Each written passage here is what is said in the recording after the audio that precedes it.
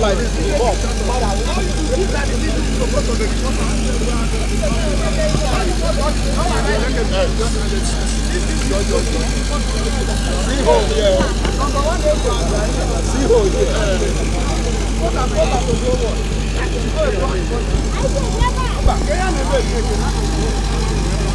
Oh my God.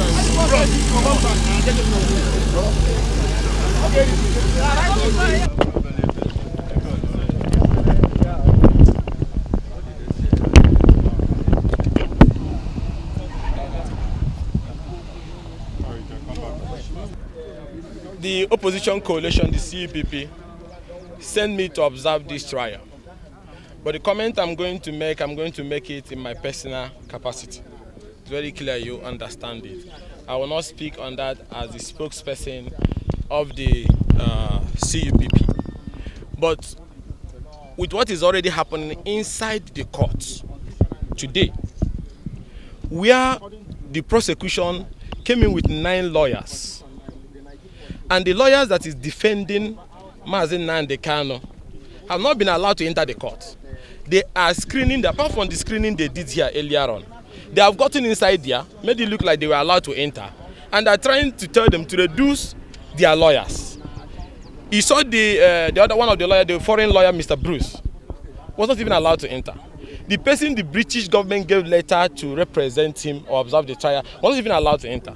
The question I'm asking about this Nnamdi Kanu trial, and what does my question is, what does Buhari want to achieve by this? What do I mean by that? The rules of fair trials is very simple. What are you hiding?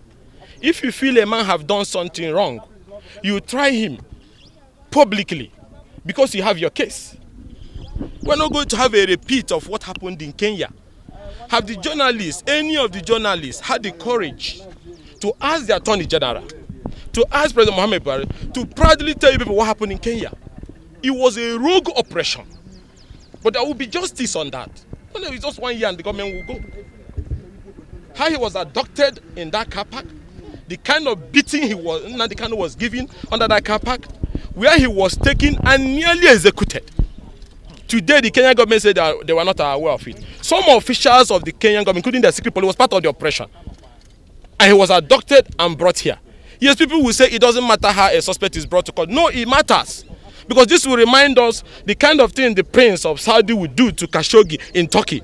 The kind of things India Amin of Nkurunziza would do to people who oppose them in different countries. But there is one thing I want everybody to take home here. We are focusing on what is happening today. But we are not focusing on how we got to this particular point. Any messenger of truth, anybody who desires justice, like I do, will understand that the events of today were all predicted. You saw the injustice, you saw the lopsidedness of actions that was taken by the president from the very moment he was sworn in. From the issue of 95% to 5%. The president carried on with divisive policies, which you know. Hate was promoted, divisions was promoted. And all the people who are complaining today, what did they say? When there was those killings in Nimbo, those ones in Okigwe, those ones in Delta, where people were killed and raped, what did you tell the president? What did you demand? All of you were here when we even asked for a change of the service chief for us to be able to bring proactive action.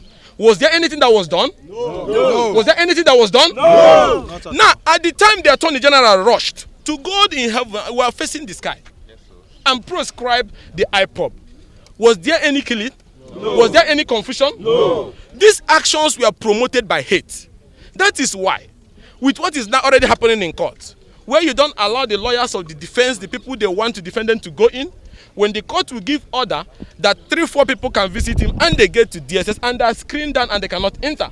When our respected traditional rulers will sit under the sun and they will not be allowed to enter a court for a trial that is supposed to be open, free and fair, I begin to ask myself, can there be justice that will come out of this charade? No. Starting from the refusal of the president to address the insecurity and the killings that was ravaging the East then, going by his decision to also, more importantly, even after the arrest of Nnamdi, can I ask you all one question? What effort have the government done in trying to address those grievances that raised to the rise of those agitation? If a man is honest and he truly desires peace for his people, what will he have done? You would have started the process of peace building, reaching out to people and building confidence. But he doesn't care. He just wants to keep him, and then you want to try him. Why do we need to try him at Federal High Court? He should take him to Daura and try him. Let's know where he's trying him. Because you can't call this a Federal High Court of the Republic, and a citizen is accused of an offense, and you cannot even allow him to have a fair trial. Neither do you obey the orders of court. And that is why my message is very simple. The president should take the path of peace and negotiation. Let's find an end to this. Let us find an end to this, which is grant him bail, moving from DSS to police custody, and grant him bail and pursue the path of peace, reconciliation, and negotiation. This trial, to me, to God who made me, was unnecessary, was avoidable, and this trial is baseless. And it is in the interest of peace and unity and stability that this trial of Nnamdi can be discontinued. And I say this as a messenger of truth, one who always pursues and desires truth. After all, you people were here when the DSS charged me for treason of trying to overthrow the government. Did I overthrow the government? No. Did I? No. Did it change my views on issues? No. No, because if you believe in truth and justice, it does not matter how many times you are tried or how many times you are arrested. You always pursue truth. And all I'm saying, and I want media to follow to ask this issue, is that if after the arrest, there is agitations by citizens who have right to agitate self-defense, have you made any effort to address the imbalance in the country? No. Have you even made any effort to implement the report on restructuring by his party? Not at all. So you can see that this trial is not about the good of anybody. To me, it's hate. And it's about denying a man, trying a man at his back. From the way he was even abducted. Ask yourself, why has the government not boldly told you how he was brought here? When Obama or whatever went to kill Osama, you saw the footage of what happened. So if you say what you did there, you are proud of it, say it now, because it was a rogue oppression. But that will be an issue for another day. What I'm saying is that there is no fair trial procedure going on. And that is why I came here. The other day I came, they will not allow me to enter. I said, do I look like a terrorist? I'm going to bomb the court. Our traditional rulers are under the sun. Look at Igbo, all of them sitting right there. Look at our former governor, Chukwemeka, sitting right under the sun. They are humiliating our people. And they are making us feel we are not wanted. And that is why I said, let the president open the court and allow Nigerians to witness these proceedings. Of course. And if I were to advise, discontinue this trial, grant him bail, and take the path of peace, negotiation, and reconciliation. That is the easy part. Instead of wasting so much resources, I was coming here, I saw Navy, I saw Air Force, I saw all security agencies all over the place. We need these men in the field to help us quell rising insecurity in the country. There is a lot of challenges that needs to be addressed. And if you try a man without giving him justice and fairness, that trial is nonsense. So I am here to say that this ongoing trial and the denial of access to justice is unfair, and that has made this trial a charade. And I know, and I plead with Justice Murtala Nyako, you don't continue a proceedings if your orders are not obeyed. If you believe as an agent of justice that your orders are not obeyed, you suspend this. You stop it for now. Because the other day they gave the order, you saw what happened. They were not allowed. They nominated Ezigbo to go there. He did not go. Now today again he came with, okay, look at as old as Ezigbo is and Ezife. Are they going to attack the court? Are they going to do anything? They will not now. So why all this? This is unnecessary, and that is why I said it's very painful. I'm not going to force my way through, but I want the whole world to know that this trial is not a trial. This is like a family gathering. It's not a trial. It's true. Are you getting me? Yes. Thank you, sir. Yes. So my name is Ikenga Ugochinyere. I'm the spokesperson of the opposition coalition, and also I want to say this, and that is why on our own part we have taken this matter to international community. How did you in the first place sneaked into Kenya, adopted a man with rogue organization, people who are semi-terrorists, nearly killed him in Kenya, smuggled him into Nigeria, and then you want people to overlook that aspect? Is this the first time this is happening? No. In 1984, what happened to Maruduko when he was put in a crane in London? Are we going to turn our country into a rogue nation? No. No. And then what he went to, how did he have heart attack? Was he not when the people who adopted him in Kenya turned the generator on his face that he had that heart attack? Does he used to have that medical history before? No. So when you do all these things and then you don't apply the same energy to the bandits and the killer herdsmen that is ravaging our farmland, you don't use the same method to go to Niger to abduct them. or go to the forest to abduct them, and you abduct this man and you want me to believe that you want to try this man and fail. I will be a fool to believe that. This trial is baseless to me. As long as I'm concerned, discontinue this trial, pursue the path of peace and reconciliation, address these grievances. These grievances are they not supposed to be addressed?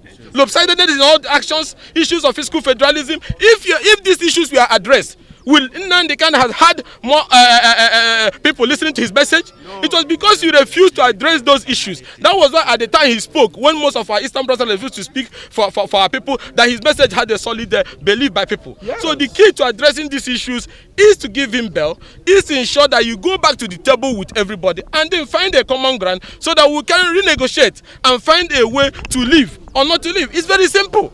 And this is issues of fundamental human rights, right to self-defense and so on and so forth. Or were they happy when those things were happening in the forest? And when you do this down in the east, you don't use the same energy up in the north. Nobody is slave to anybody. And there's one message I want you to take home. Most people who have dictatorial tendency, whether in Nigeria or over the world, refuse to learn from history. Nobody has ever won this war of dictatorship. If not, Hitler would have won it. Idi Amin would have won it. Nkurunziza of Burundi would have won it. What they call him, the one from Zaire, Congo, Mobutu Sese Seko would have won it.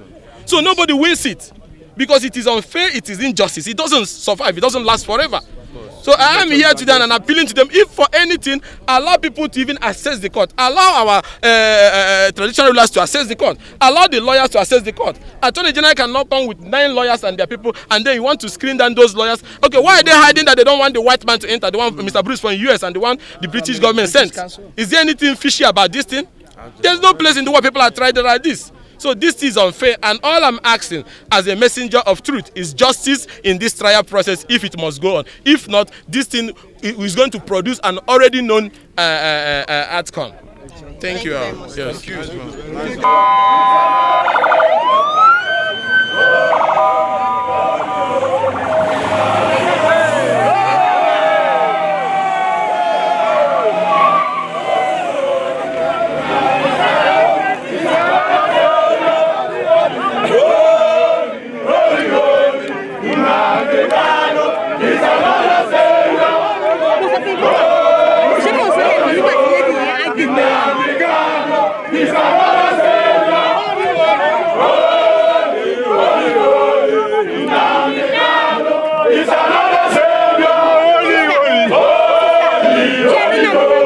Nnamdi